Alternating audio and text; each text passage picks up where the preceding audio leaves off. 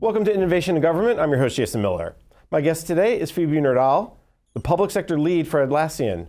Welcome, Phoebe, to the discussion. Thank you. Thank you for having me. Before we get started, let me set some context for our conversation today. The use of DevOps or Agile development has grown by leaps and bounds over the last 5 years or so. It went from one of those approaches that federal technology leaders such as CIOs talked about to one they actually are doing and have been doing over the last few years.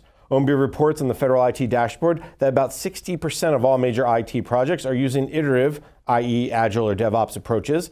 Of those, 71% are on budget and 81% are on schedule.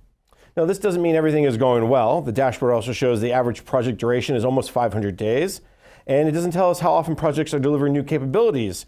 The last data we have goes all the way back to 2014 when OMB told me that the move to Agile DevOps was delivering capabilities at least 20 days faster on average. But there are several great examples out there of agencies demonstrating the power of Agile and DevOps. The U.S. Citizenship and Immigration Service, the Patent and Trademark Office, and the Veterans Affairs Department, just to name a few. DHS, for instance, created an Agile Center of Excellence where programs can get help from experts. Another example is the FCC, which developed new and modernized legacy applications that heavily face citizens and customers. And once agencies start demonstrating the value of this Agile approach, the enthusiasm spreads quickly to non-IT executives. So how can agencies continue to move down the path to fully implement DevOps? How can this approach not just help agencies implement new capabilities, but really serve citizens more effectively and more efficiently? Well, that's where my guest comes in. Once again, my guest is Phoebe Nordal, the public sector lead for Atlassian. Phoebe, let's just start at the beginning. Software development, it's really this emergence of, and I'm using them as synonyms, and I know they're not, but DevOps and Agile are very close. Sure. What are the trends you're seeing around the use in government? I think what's the most interesting trend is it's actually growing beyond just the software development and IT teams, right? So DevOps is a philosophy, not a standard. Being able to extend that into your commercially what you would call business practices but for our agencies, their HR organizations, their legal organizations, increase productivity across the entire agency as a whole. It's interesting, the extension, because we used to talk about technology as the enabler. And Sure. I always kind of hated that too, because it was like one of those, like, it doesn't really matter, it enables. Yep. But now I think that the shift is, wow, we can't do anything without technology. And do you think that's why this concept of DevOps Agile is being extended into, we'll call them the business practices? Yeah, absolutely. So you hear that every organization is a software company today, right? And I think that across the board, in order to deliver and meet the standards that our citizens are seeing from a commercial standpoint, our agencies are having to move forward and adopt more rapid methodology in order to produce that. And one of the things that stood out to me as I've been reporting on DevOps and Agile over the last couple of years is a comment made by a former OMB person who said, you know when you've made progress is when the non-IT folks start to get it. Absolutely. Is that what you're seeing as you talk to agency customers, is not just the CIO or the software developers are in the room, but those business people? Yeah, absolutely. And we've actually seen both a top-down and bottom-up approach. So Atlassian, one of our biggest goals is to enable and empower teams. Those teams can be large organizations of 100 million plus full-time employees, or they could be HR teams or legal teams, or obviously software development and IT teams. So I think we're seeing a lot of our customers, and a lot of change starts with one change maker, and that doesn't necessarily mean that change maker is at the executive level. That is interesting, because when you get the non-IT people in there, then all that other kind of mess of software, well, what's the language you're using, and what's the code, and where's it going to live in the cloud, and all that becomes secondary. It's right. What are you trying to accomplish? And that then impacts the life development, the software development lifecycle a little bit. Walk me through how the changes that are coming, that have been in place, are impacting how agencies look at software development. Yeah, so the whole idea behind DevOps is obviously to combine agile methodology with continuous delivery, enabling you to produce better product, better processes, to have leaner organizations and leaner teams, so that you can scale to meet the need of your mission today. I know at the beginning I mentioned the difference between Agile and DevOps, and that's why you kind of use Agile methodology to get to DevOps. I mean, it's Agile is the way you look at and continuous delivery is the part of the DevOps. I'm simplifying it, but does that make sense? Yeah, absolutely. So it's the agile practices and then the combination with the continuous delivery that enables you to produce that product, right, at the end of the day.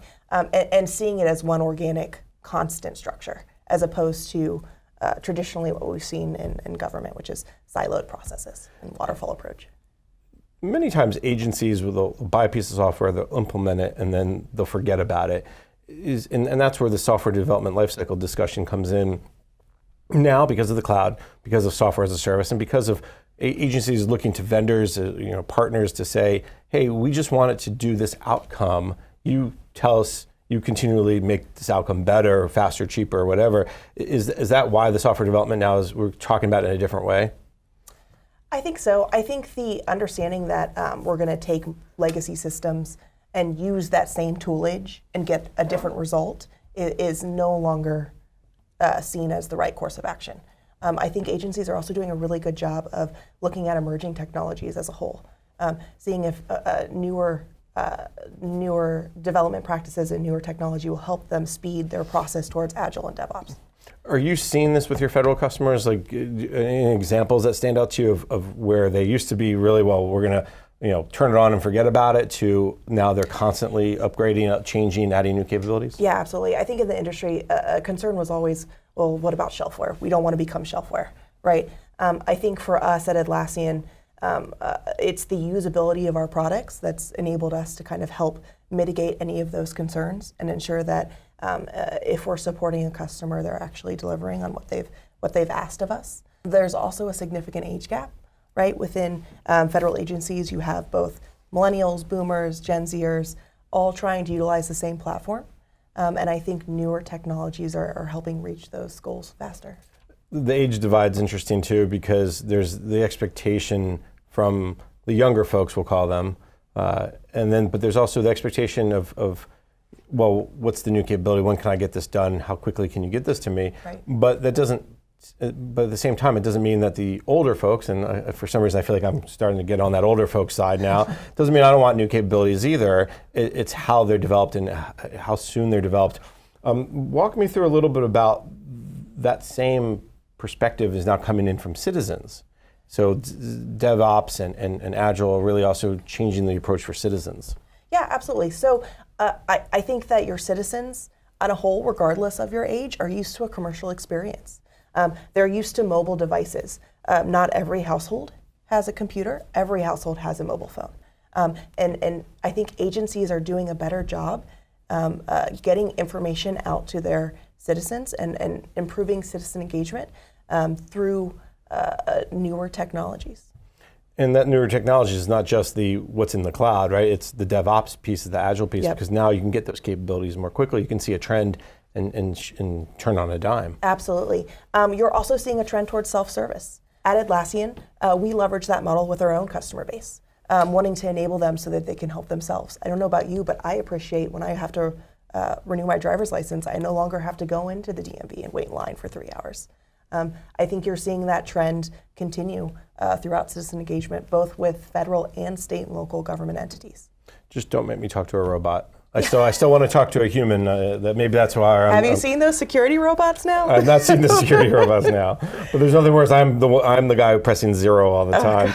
But walk me through a little bit about the kind of like why DevOps matters to that citizen experience. Why is it giving agencies very much a different type of runway, a different type of path to go down? Because you're seeing that the perception that government is lagging, the perception that government is difficult to interact with, DevOps and Agile development is trying to mitigate that gap, so that citizens are able to get the transparent information that they need.